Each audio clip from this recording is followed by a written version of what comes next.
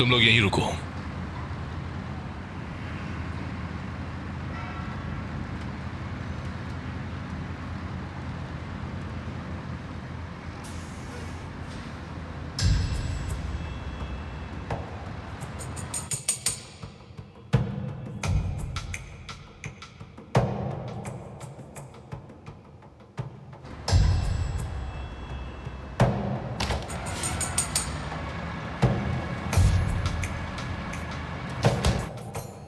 माशाअल्लाह केनान भाई, मैं यकीन नहीं कर सकता कि उस कुत्ते ने आपको गोली मार दी। बैठिए, आपके जख्म खुल जाएंगे। अगर तुम खड़े नहीं हुए तो तुम्हारे जख्म खुल जाएंगे।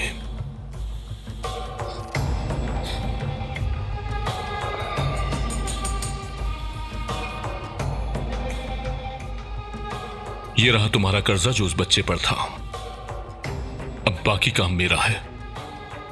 अगर तुम्हें पता चले कि वो कहां है या उसके बारे में कुछ पता चले तो सबसे पहले मुझे बताओगे।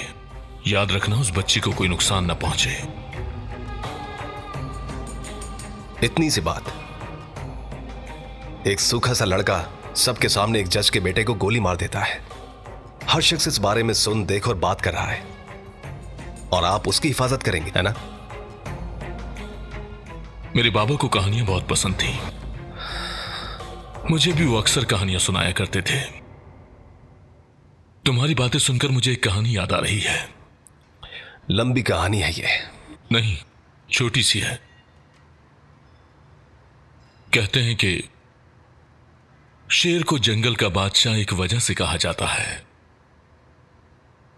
वो गीदड़ की तरह शिकार पर नहीं निकलता, बल्कि उसका खाना उसके लिए छोटे शेर शिकार कर कर लाते हैं। खुशकिस्मत जानवर है।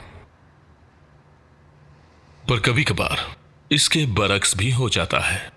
जवान शेर शौक में आकर शिकार कर लेता है, लेकिन इसके बावजूद भी वो शिकार को छूते नहीं, बल्कि इंतजार करते हैं जंगल के बादशाह के आने का। इज्जत की वजह से?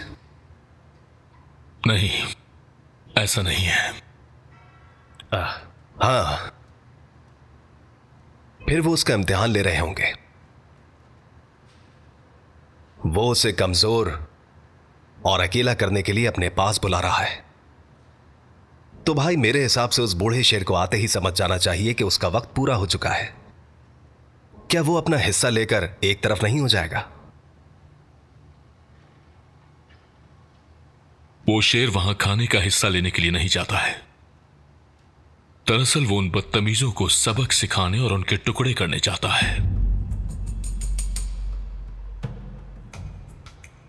शुक्र है कि हम शिकारी जानवर नहीं हैं, पढ़े लिखे हुए लोग हैं। अगर कभी तुम आगे की कहानी सुनना चाहो तो बिला झिझक हमारी सोसाइटी चले आना। हो